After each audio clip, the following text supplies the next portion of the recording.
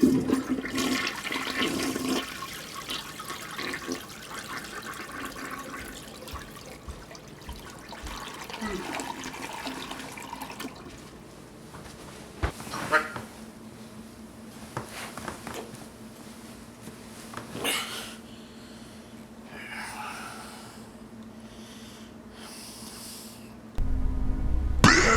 Kong ain't got shit on me. Hey, there's a nipple.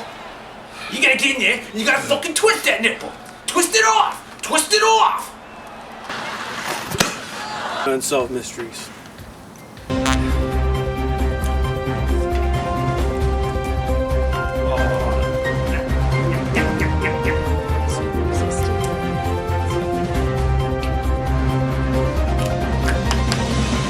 Good evening, and welcome to the weekly Giggity, the Gridiron Gala Games and Info telecast on YouTube. I'm your host. Now let's get to some news and notes.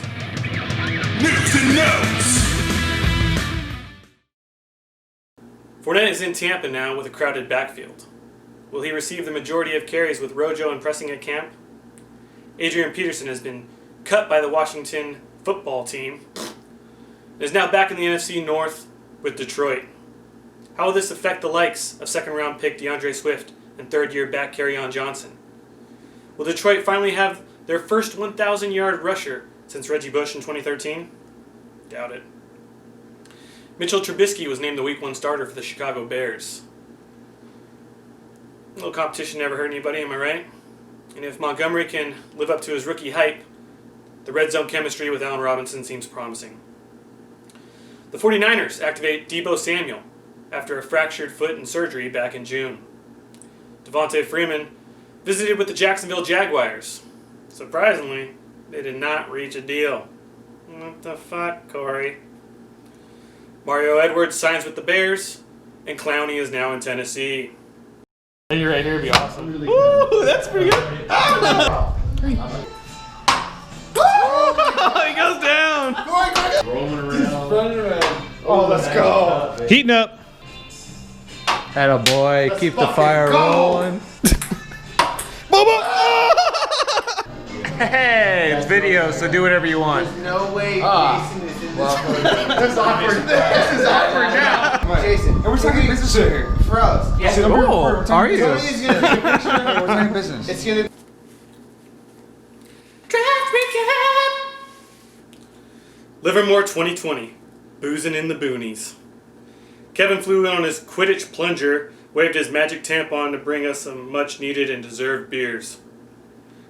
The Vagina Wizard was a true sport, even after puking up most of his breakfast a couple hours earlier. Scott Hansen led us off with a great cameo, shredding Kevin for his moronic picks from a year ago. You would think that would have given him motivation. Am I right? I'm not going to go through the whole draft, but I will mention a surprise pick in each round. At least in my opinion, which in this case matters. Round 1, Devontae Adams to Nor. We all knew that Adams was going to go early, but at the time, Nor couldn't afford him by a long shot.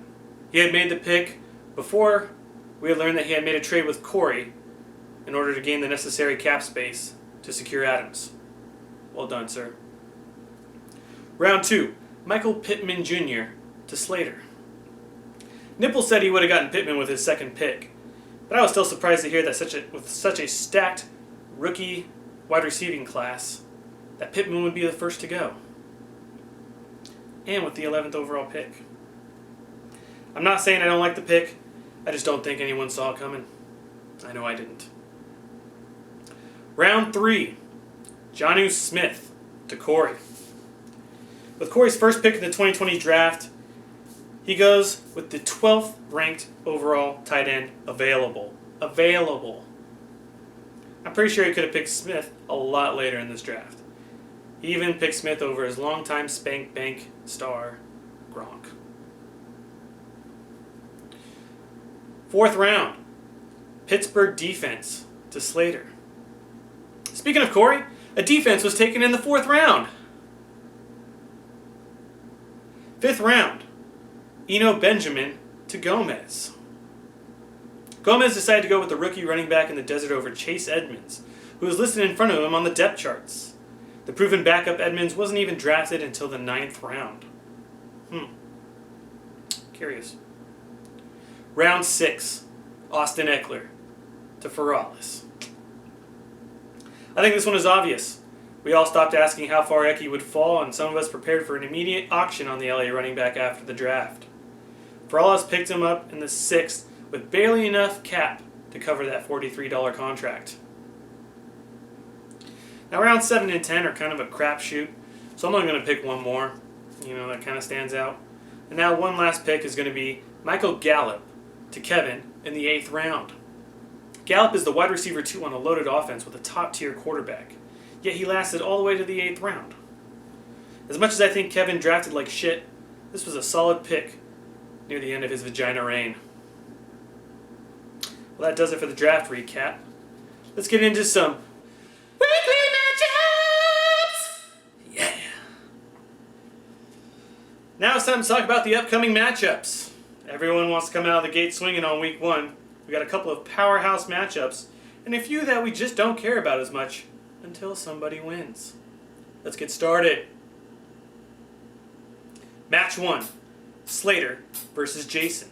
A couple of preseason favorites face off to start the year in this slugfest.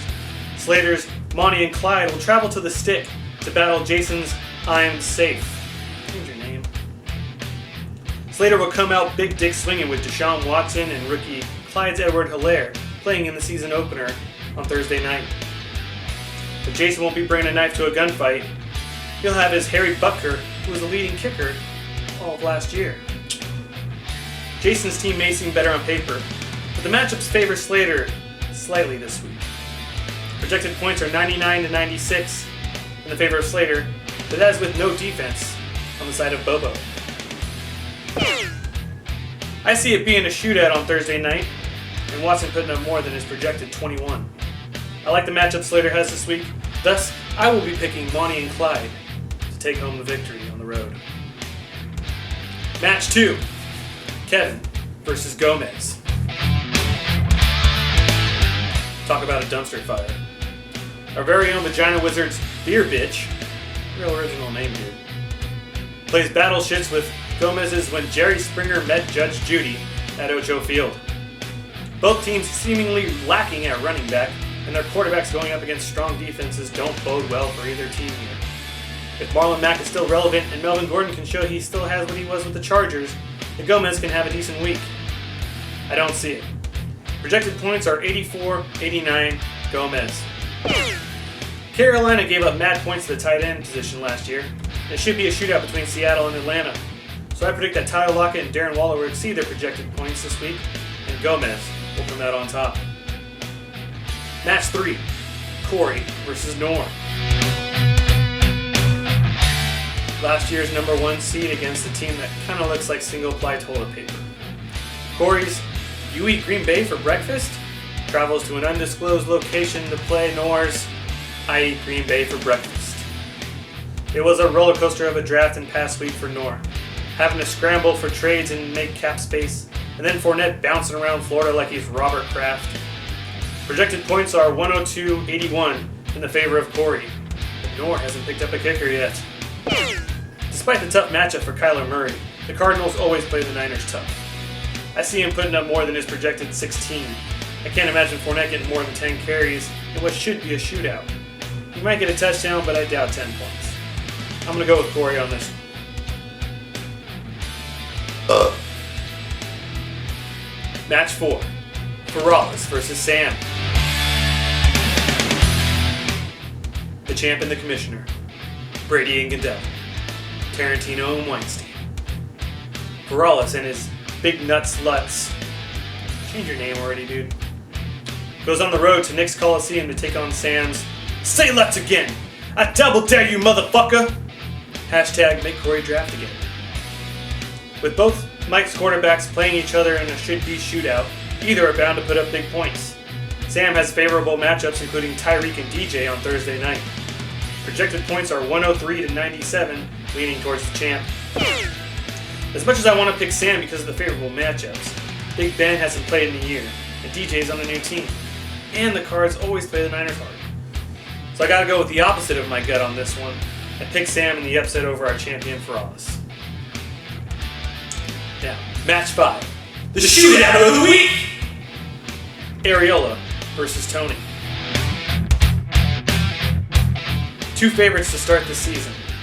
This matchup should be high scoring and exciting. Areola's "It's Juju, baby" will take on Tony's "Shut up, Mimsy" at Nike Starbucks PlayStation 4 field. Both teams have plenty of studs. Thursday night, Mike will be rubbing them Areolas, watching Patrick Mahomes sling. But Tony has his favorite target in Travis Kelce on the other side. Run CMC has a juicy matchup with the Las Vegas Raiders. That's still weird to say. Projected points are the two highest of the week, at 111 to 104 on the nipple side. Both teams have favorable matchups, and I expect multiple players to exceed their projections, including Chris Carson and DJ Moore, who only projected a combined 18 points. Unsure of how much work rookie running back Jonathan Taylor will get, I'm going to have to pick Tony in the upset of a match that I'm betting will have more than 240 combined total points. Does it for the weekly matchups. We'll see how I did next week with my picks. The weekly power rankings! It's the weekly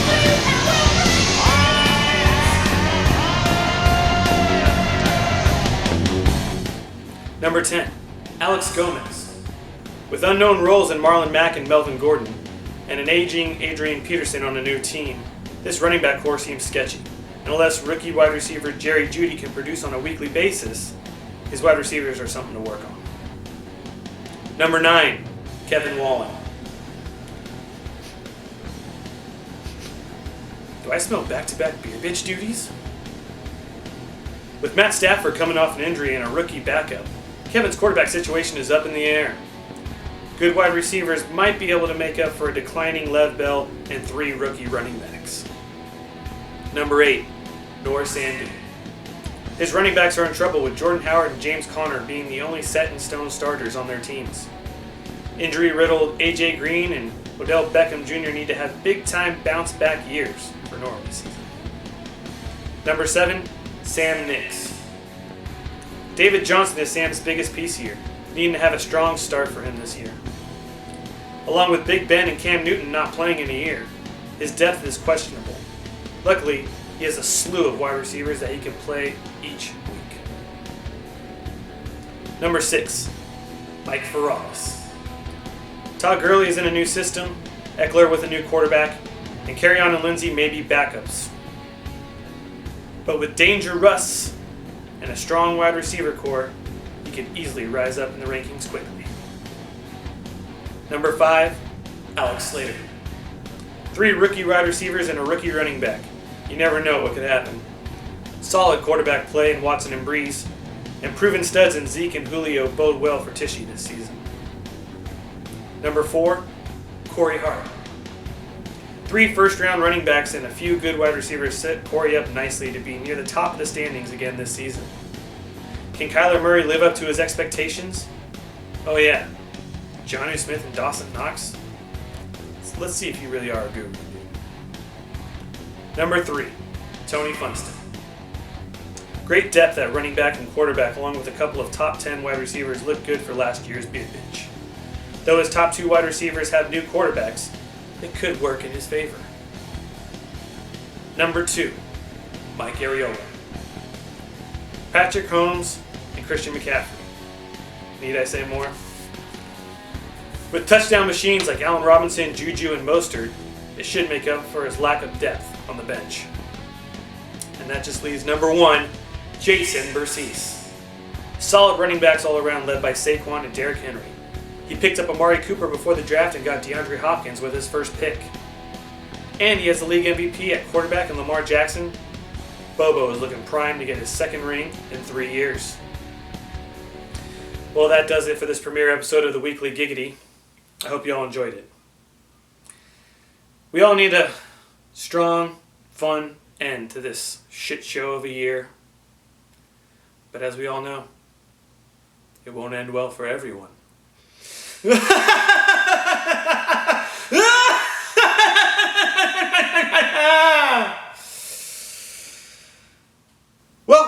for the weekly Giggity. I'm extremely anxious. Peace.